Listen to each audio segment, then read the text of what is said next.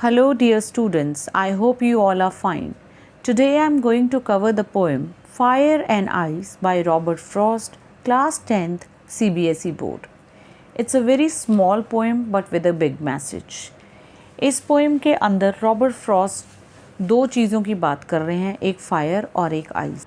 Fire word के दो meaning हैं। लिटरल मीनिंग तो है ग्लोबल वार्मिंग का होना, ठीक है, और ग्लोबल वार्मिंग का जो रीजंस हैं वो काफ़ी सारे होते हैं। वॉल्केनिक इरप्शंस होती हैं, कार्बन डाइऑक्साइड का एटमॉस्फेयर में बढ़ जाना होता है। हमने साइंस में पढ़ा हुआ है कि वो कहते हैं कि कुछ लोग कहते हैं कि जो दुनिया है वो फायर से ख़त्म हो जाएगी, यानी कि ग्लोबल वार्मिंग से ख़त्म हो जाएगी, ठीक है। और फायर का यहाँ पे जो सेकंड मीनिंग है, जो हिडन सिंबॉलिक मीनिंग है, वो है हमारे वायलेंट पैशंस, हमारी बहुत ज़्यादा desires, anger, lust, cruelty, greed, ये सारी चीज़ें जो हैं ये फायर वर्ड से बताने की कोशिश की है पोएट ने हमें। एंड सेकंड वो कहते हैं कि कुछ लोग कहते हैं जो दुनिया है वो आइस से ख़त्म हो जाएगी, यानी कि दुनिया फिर से जो है आइस एज में चली जाएगी, पूरी दुनिया फ्रीज़ हो जाएगी। और आइस का जो सिंबॉलिक मीनिंग है इस पोएम में वो है हेट्रेड, दिलों में सिंपथी ना होना, ब्रदरहुड की फीलिंग ना होना, जेलसीज़ का होना, ठीक है। From what I have tested of desire I hold with those who favour fire.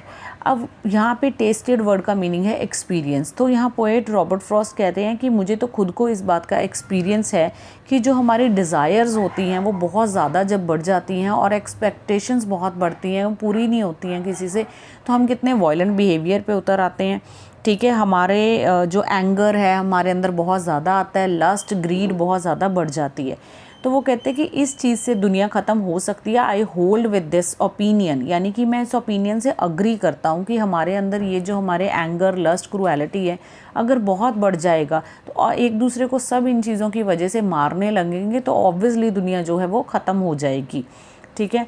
और सेकंड वो कहते हैं कि but if it had to perish twice, perish का मतलब यहाँ पे है पूरी तरह से ख़त्म हो जाना, डिस्ट्रॉय हो जाना, डिस्ट्रक्ट हो जाना। पोएट रॉबर्ट फ्रॉस्ट कहते हैं कि अगर दुनिया एक बार तो चलो ग्लोबल वार्मिंग से ख़त्म हो गई या हमारे जो वायलेंट पैशंस हैं उनसे ख़त्म हो गई, लेकिन अगर ये दूसरी बार ख़त्म होनी हो, ठीक है, तो फिर वो कहते हैं कि ये आइस एज में ख़त्म होगी, यानी कि हमारे हेट्रेड से ख़त्म होगी, हमारे इनडिफरेंट बिहेवियर से ख़त्म होगी, दिलों में वार्मथ नहीं होगी, एक दूसरे के लिए कोई भाईचारा, ब्रदरहुड की फीलिंग नहीं होगी।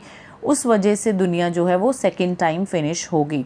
आई think I know enough of hate, वो कहते हैं मुझे मालूम है कि जो हेट की जो फीलिंग है वो कितनी ज़्यादा डीप और इंटेंस होती है और वो कितना हमारे मन में रहती है, जिसकी वजह से फर्दर जो दुनिया है वो ख़त्म हो सकती है।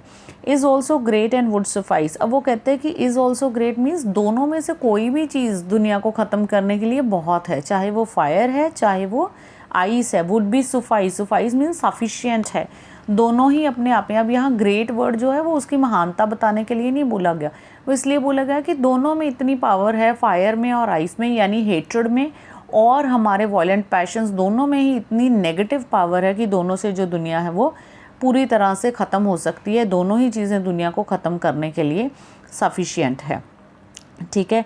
तो ये तो थी पोएम की एक्सप्लेनेशन। अब हम देखते हैं कि इसके अंदर जो पोएटिक डिवाइसेस यूज़ हुए हैं वो कौन कौन से। सबसे फर्स्ट लाइन में सम से स और स की साउंड है, वर्ड, विल, व और व की साउंड है, दोनों कॉन्सोनेंट साउंड्स हैं, तो एलिट्रेशन है। उसके बाद है हमारे पास एनाफोरा। एनाफोरा होता है जब एक वर्ड जो है वो किसी सेंटेंस के बिगिनिंग में रिपीट होता है, सम से रिपीट हो रहे हैं वर्ड यहाँ पे दोनों, तो एनाफोरा है। उसके बाद सिंबलिज्म मैंने आपको पहले ही बता दिया कि फायर किस चीज़ का सिंबल है, एंगर, लस्ट, ग्रीड, डिज़ायर्स, और आइस है hatred, indifference, lack of sympathy, इन सब का सिंबलिज्म है इसमें, ठीक है। फिर इसमें एनजेममेंट है। एनजेममेंट होता है कि जब हम एक पोएम के अंदर एक आइडिया लिखते जाते हैं, ठीक है, और उसके सेंटेंसेस के एंड में कोई पंचुएशन मार्क नहीं आता, जैसे some say the world will end in fire, some say in ice. एक ही आइडिया को जब हम नेक्स्ट लाइन में लेके जाते हैं और पहली वाली जो सेंटेंस होता है उसके एंड में कोई पंचुएशन मार्क नहीं आता।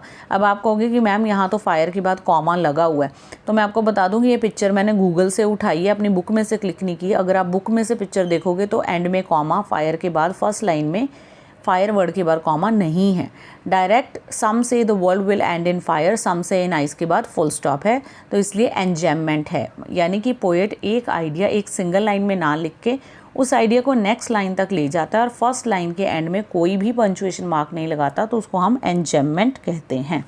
ठीक है जी। उसके बाद इसी पोएम के अंदर इमेजरी भी है। इमेजरी का कब होता है? इमेजरी का मीनिंग होता है कि जब पोएम इस तरह की हो कि वो हमारे माइंड के अंदर एक पिक्चर क्रिएट कर दे, एक इमेज क्रिएट कर दे, तो उसे हम इमेजरी बोलते हैं। तो पोएम जो है वो हमारे माइंड में एक इमेज क्रिएट करती है कि कैसे दुनिया फायर में ख़त्म हो रही है, या कैसे दुनिया आइस में ख़त्म हो रही है, या कैसे लोग एक दूसरे को मार रहे हैं या एक दूसरे से हेट कर रहे हैं। तो एक पिक्चरेस्क्यू उसमें भी बनता है जो कि बहुत अपीलिंग है। तो दैट इज़ वाई इमेजरी भी इसके अंदर है। ठीक है। और एंजेममेंट जो है उसकी और भी एग्जांपल्स हैं। From what I have tested of desire I hold with those who favour fire.